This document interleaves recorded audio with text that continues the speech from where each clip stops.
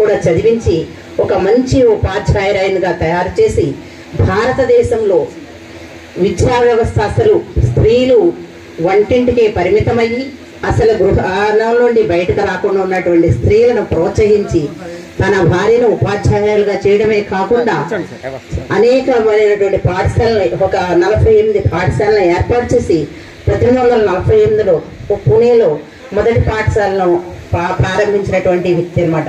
అలాంటి వ్యక్తులను స్మరించుకోవడం మనందరికీ ఎంతో స్ఫూర్తిదాయకం. వారి అడుగుజాడల్లో నడుస్తూ మనం కూడా మన బిడ్డల్ని కూడా అదే విధ మార్గంలో నడిపించాలని కోరుకుంటున్నాను. అలాగే ముఖ్యంగా మనందరికీ ఇవాళ జీవనాన్ని కానివ్వండి, ఈ రోజున మనం ఈ స్థితిలో ఉండడానికి కారణమైనటువంటి వ్యక్తి ఆయన. మనకు ఇవ్వలేదంటూ ఏం లేదు నాకు తెలిసి, మనకి చదువుకోవడానికి కానీ ఎంతో కృషి చేసినటువంటి వ్యక్తి ఆయన.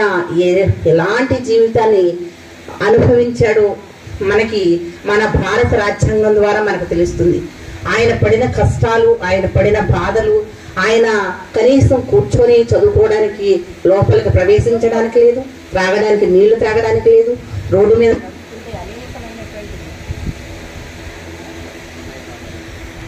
తీసుకోండి.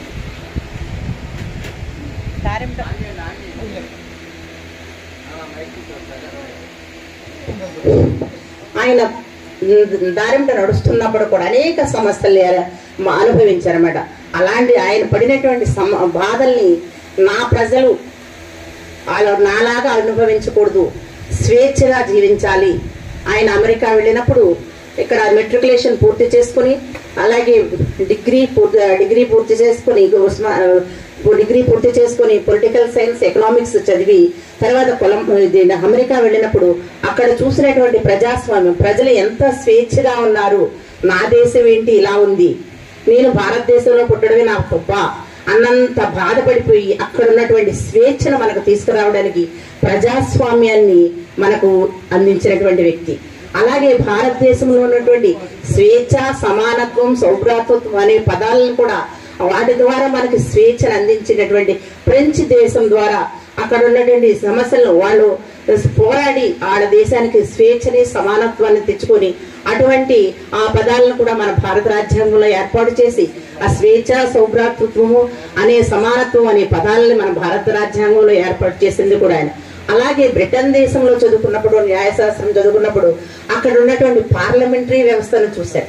పార్లమెంట్ లో ప్రజల కోసం వాళ్ళు చేసేటువంటి తీర్మానాలను గమనించి మన దేశంలో కూడా మన సమస్యలను కూడా మనం కూడా ఈ విధంగా పార్లమెంట్ లో ఏర్పాటు చేసి వాటిని అక్కడ చర్చించి వాటిని ఆమోదం చేయాలనే ఆలోచన ఆయన అక్కడ చదివి అక్కడ పరిసరాలను గమనించడం వల్ల ఆ విషయాన్ని గ్రహించి పార్లమెంటరీ వ్యవస్థను కూడా మన భారతదేశంలో ప్రవేశపెట్టడం గమనార్హం. అలాగే ప్రాథమిక హక్కులు, ప్రతి వాడికి జీవించే హక్కు, త్రాగే హక్కు, తినే హక్కు, మాట్లాడే హక్కు, ఇటువంటి ప్రాథమిక హక్కులన్నీ కూడా నా ప్రజలకు అవసరం. ఆ ప్రజలు ఇవాళ ఎదగాలి అంటే, నాలాగా కష్టపడకుండా ఉండాలి అంటే నేను ఇవన్నీ పొందుపరచవలసిందే.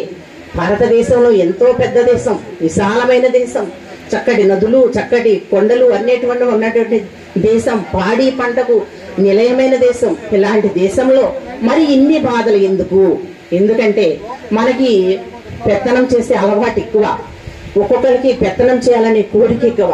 ఆ కోరిక ఉన్నప్పుడు ఆ కోరికను నెరవేర్చుకోవాలంటే అది విద్య ద్వారానే సాధ్యం.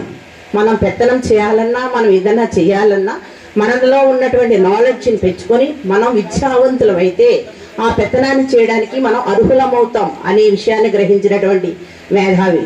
లేకపోతే చిన్న బాల్యంలోనే 6 సంవత్సరాల వయసులోనే అమ్మ చనిపోయినప్పుడు తనను చూసి తన పోషణ చేసే వ్యక్తి లేకపోయినప్పటికీ కూడా తను ఎంతో కష్టపడి మరి చదువుకున్నాడు అంటే తనకి ఎంత దీక్ష, పట్టుదల ఉందో మనకి అర్థమవుతుంది.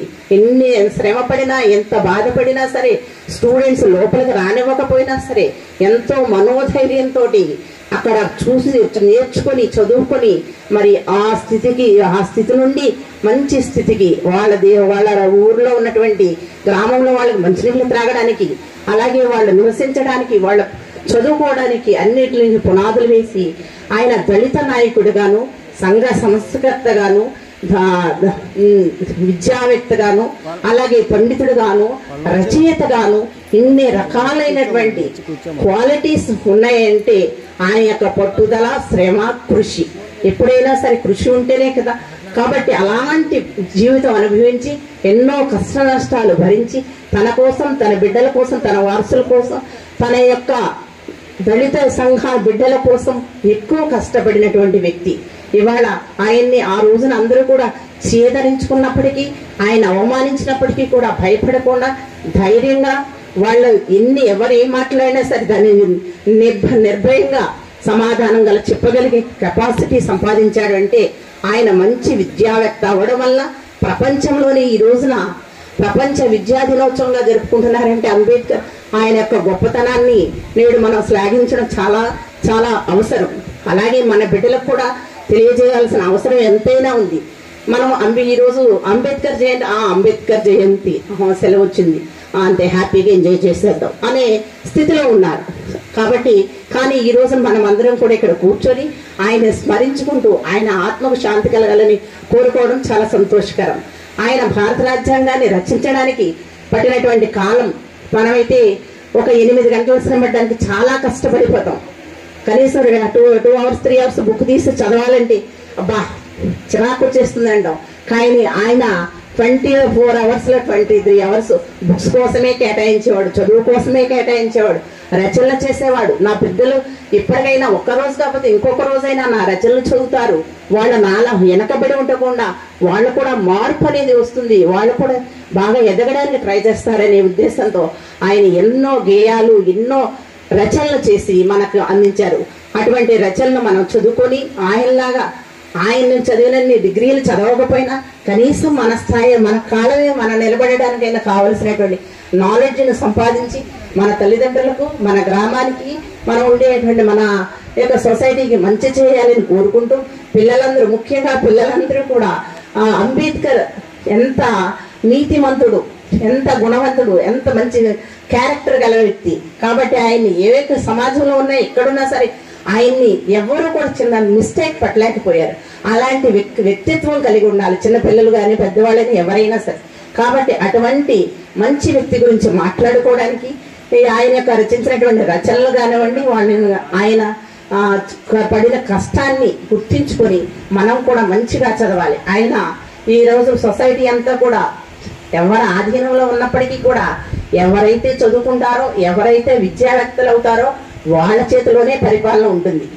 రాజకీయ నాయకులు ఉంటారు, ఈ సంవత్సరం ఉంటారు, 5 సంవత్సరాలు ఉంటారు, 10 సంవత్సరాలు ఉంటారు. కానీ వాళ్ళకంటే కూడా IAS, IPS, IFS, IRS అనే ఉద్యోగులు శాశ్వతంగా 30 ఏళ్ళు గానే 40 చేసి వాళ్ళ యొక్క పరిపాలన చక్కగా సమర్థవంతంగా చేయగలుగుతారు. కాబట్టి అందరూ కూడా విద్యావంతులుగా అవ్వగలిగి వాళ్ళకు స్థాయికి తగినటువంటి జాబ్స్ చేసుకుని మన విధి విధానాలను బట్టి మనం గనక ప్రవర్తిస్తే మనకి మంచి పేరుతో పాటు మంచి క్రమశిక్షణ కలిగిన జీవితం జీవిస్తూ మన తల్లిదండ్రులకు మంచి పేరు తీసుకురావాలని కోరుకుంటూ, అలాగే మనం అంబేద్కర్ యొక్క అడుగు జాడల్లో ఆయన తల్లిదండ్రులను గౌరవించడం, పెద్దలను గౌరవించడం, అహింసా మార్గాన్ని కలిగి ఉండడం, అటువంటి మంచి మంచి బౌద్ధ ధర్మము పాటిస్తూ ఆయన ఇతరులకు హాని కలగకుండా తను చెప్పవలసిన విషయాన్ని స్పష్టంగా ఇతరులకు బోధిస్తూ తను మన యొక్క జాతి కోసం, ఉన్నతి కోసం ఎంతో కష్టపడ్డాడు. ఈ రోజున మనం ఓటు హక్కు కూడా ఆ రోజుల్లో అయితే ధనవంతులకు కానివ్వండి, విద్యావంతులకు కానీ మాత్రమే ఓటు హక్కు ఇవ్వాలి. అంటే ధనవంతులు లెక్కలు పెడితే వేళ్ల మీద ఉంటారు, ఒక 10 మంది 20 మంది 100 మంది వెళ్తారు దేశం మొత్తం మీద.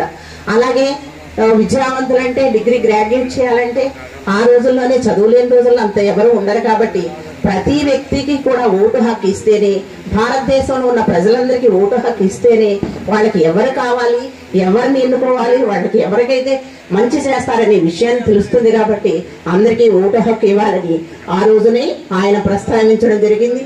అదేవిధంగా ఇవ్వడం కూడా జరిగింది. అలాగే 10 గంటలు కానివ్వండి, ఇవాళ మనం పనిచేస్తున్నామంటే 8 hours, మినిమం 8 hours పనిచేస్తున్నాం. పని చేయాలనే రూల్ కూడా పెట్టింది కూడా ఆయనే. ఇవాళ ఆడవాళ్ళందరికీ కూడా 33 రిజర్వేషన్ అని ఉంటున్నాం. ఆ రిజర్వేషన్ కోసం ఆ రోజుల్లో పోరాటం చేసింది కూడా ఆయనే. ఇవాళ మహిళలను ఉన్నత స్థితిలో చూడగలుగుతున్నాము. ఈ రోజు మనం కలెక్టర్ మేడం గారు కూడా లేడీ, ఆవిడ కూడా మరి ఆవిడ అంత కష్టపడి చదువుకున్నారంటే కారణం ఏంటంటే మనకి మహిళలకు కూడా రిజర్వేషన్ అయి ఉండొచ్చు, లేకపోతే టాలెంట్ ఉందనుకోండి, టాలెంట్ తోటే వస్తారు. కానీ మనకి మహిళలను బయటకు తీసుకురాగలిగినటువంటి చదువు ద్వారానే పిల్లలు ఎదుగుతారు, వాళ్ళ ద్వారానే సొసైటీ బాగుపడుతుందనే విషయాన్ని గ్రహించి ఆడవాళ్ళకి విద్య నేర్చుకోవాలనేది హిందూ యాక్ట్ ప్రకారం కూడా ప్రవేశపెట్టింది ఆయనే. కాబట్టి పని వేళలు కానివ్వండి, చదువు విషయంలో కానివ్వండి, రిజర్వేషన్ల విషయంలో కానివ్వండి, ఇవాళ సొసైటీ మంచి ఇవాళ 75 సంవత్సరాల నుండి భారత రాజ్యాంగం అమల్లోకి వస్తుంది అంటే ఇవాళ దాన్ని ఎవరూ మార్చలేకపోతున్నారంటే కారణం ఆయన పడినటువంటి బాధలు, ఆయన పడినటువంటి ఇబ్బందులు అవన్నీ దృష్టిలో పెట్టుకొని దాన్ని అహర్నిశలు రోజుకి 23 గంటల పాటు శ్రమించి 2 సంవత్సరాల 11 నెలల 18 రోజులు కష్టపడి రాశారు.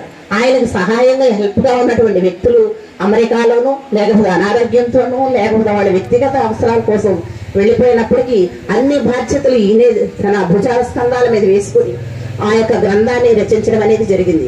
నేటికి అమలవుతుందంటే ఆయన నిస్వార్థంగా ఆయన రచించినటువంటి చిన్న చిన్న మార్పులు, చిన్న చిన్న సహజమే, కానీ మరి గ్రంథాన్ని ఎవరు కూడా మార్చలేకపోతున్నారు. ఇవాళ మన దేశంలోనే కాకుండా మన దేశంలో అయితే మన ఏరియాలో అయితే ఒక్కో చోట ఉంటుంది. నా చిన్నతనంలో అనుకున్నా అంబేద్కర్ చేయండి పూలదండ వేసేస్తారు, చాక్లెట్లు ఇచ్చేస్తారు అనుకునేదాన్ని. ఒకసారి మా నాన్నగారు చనిపోయినప్పుడు మా ఊరు వస్తే ఏంటి అప్పటి వరకు నాకు అంబేద్కర్ విగ్రహాన్ని నేను చూడలేదు అసలు. మా నాన్నగారు చనిపోయిన తర్వాత మా ఊరు వచ్చిన తర్వాత అప్పుడు మాత్రమే చూశాను. ఏంటి ఈ విగ్రహాన్ని ఇక్కడ పెట్టారంటే ఆయన మన దళితుల కోసం కష్టపడిన వ్యక్తి కదా, అందుకే పెట్టారు, చాక్లెట్లు ఇస్తారు కదా అనుకున్నాం. తర్వాత ఏం చదవాలి తెలియదు, నాన్నగారు లేరు. అప్పుడు చెప్పారన్నమాట, ఏం చదువుతా నీకు లెక్కలంటే వచ్చా రావు, అయితే సోషల్ తీసుకో బాగుంటుంది.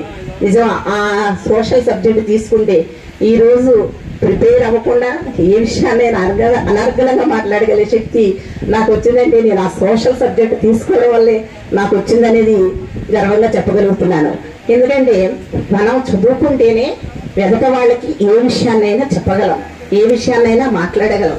మనకి సొసైటీలో మంచి గుర్తింపు రావాలన్నా స్టూడెంట్స్, ముఖ్యంగా చిన్నపిల్లలు చిన్నప్పటి నుండి ఏం చదువుకోవాలి, నేను ఏం చేయాలి అనేది చిన్నప్పటి నుండి ఫౌండేషన్ వేసేసుకుంటే కష్టంతో కాకుండా ఇష్టపడి మీరు గనక చదివితే దేన్నైనా గోల్ చేయగలుగుతారు అనే విషయాన్ని నేను స్టూడెంట్స్ కి ప్రత్యేకించి చెప్తున్నాను. మీకు ఏ సబ్జెక్ట్ ఇష్టమైనా సరే మీకు గోల్ అనేది ఉంటుంది. నేను ఐఏఎస్, ఐపీఎస్, ఐఆర్ఎస్ ఇలా ఏదో ఒకటి, లేకపోతే పైలట్, ఇలా ఏది కావాలనుకున్నా సరే మీ గోల్ని మీరు ఇష్టపడి చదవండి, అప్పుడు మీరు కావాలనుకున్నది అవుతారు. కాబట్టి మనం ఈ రోజున అంబేద్కర్ గురించి చెప్పుకుంటూ ఆయన స్ఫూర్తిలో నడుస్తూ ఆయన యొక్క ఎలా అయితే జీవించాడో, నిస్వార్థంగా ఎలా అయితే జీవించాడో, మంచి క్యారెక్టర్తో ఎలా అయితే జీవించాడో చిన్నపిల్లలు, విద్యార్థులందరూ కూడా ఆయన పర్టికులర్ గా ఫాలో అవ్వాలని కోరుకుంటూ నాకు ఈ అవకాశం ఇచ్చినటువంటి పెద్దలకు, ఇక్కడ ఈ ఏర్పాటు చేసిన వారందరికీ ప్రత్యేకించి ధన్యవాదాలు తెలియజేసుకుంటూ విరమిస్తున్నాను. Thank you.